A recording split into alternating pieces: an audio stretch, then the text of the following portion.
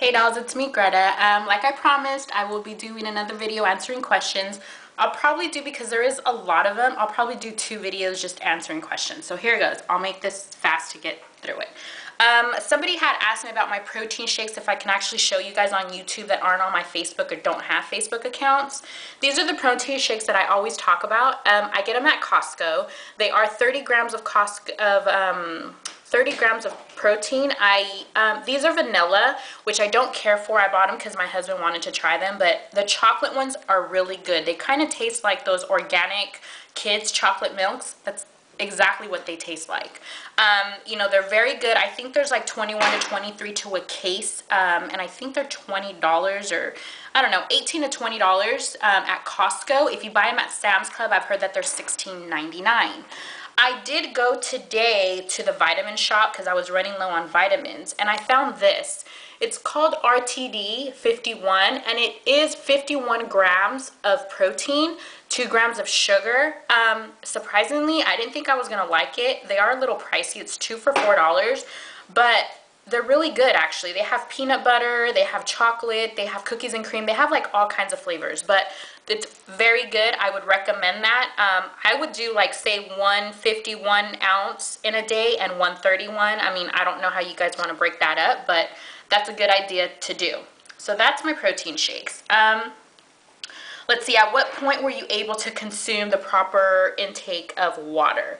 Let's keep it real. I've seen people on Facebook, I've seen people on YouTube talk about, oh, I do this much water, you know, so early into surgery. I'm just keeping it real. My first time that I was able to consume 64 ounces of water was not till I hit my 6-month mark, okay? There was days where I couldn't even consume 30 ounces of water, let alone 64. No. So for all you newcomers that are going through weight loss, don't feel bad if you guys cannot take the right amount of water intake.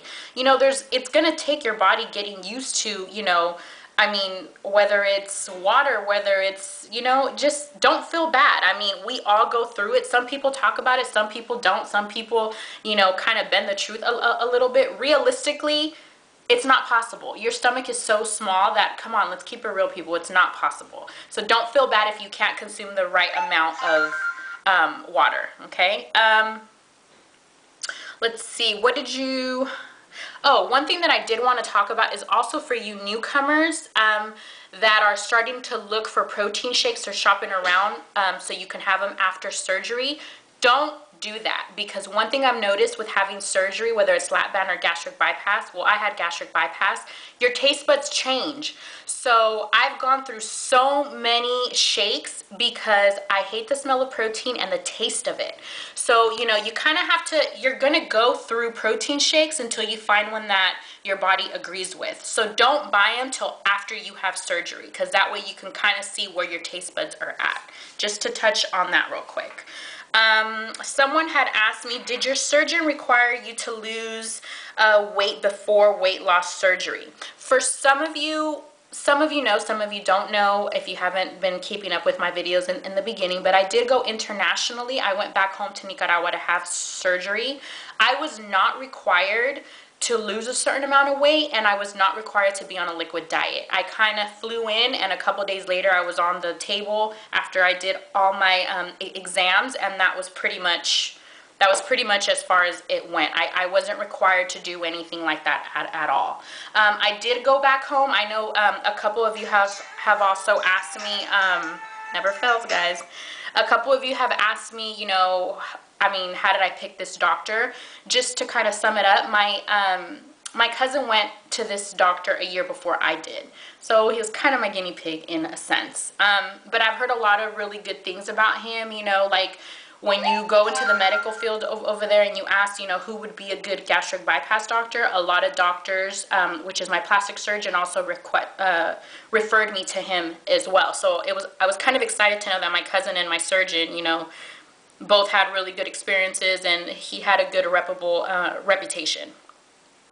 Let's see, another question.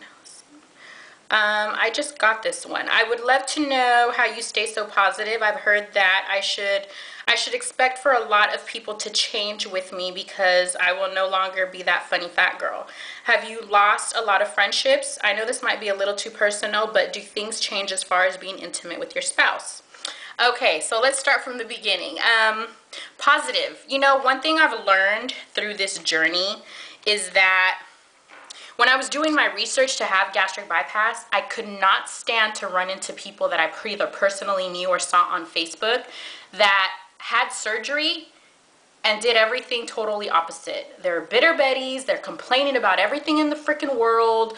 Oh my God, I can't do this, I hate that, I've noticed this. It's like the people that I personally knew, a couple of them, first of all, I took the healthy way of gastric bypass. I took this as, this is a tool, not the answer. This is a tool to help me get to where I want to be.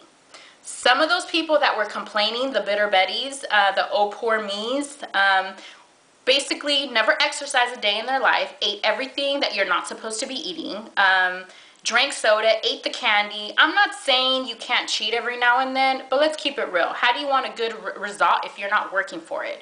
I mean, success is like fruit. If you don't plant the seed, how the hell are you supposed to get fruit out of it? I mean, let's keep it real. My doctor told me these words and I'll never forget them. Your first year, at the end of it, you will look like what you want to look like, depending on how much you put into it or how much you invest.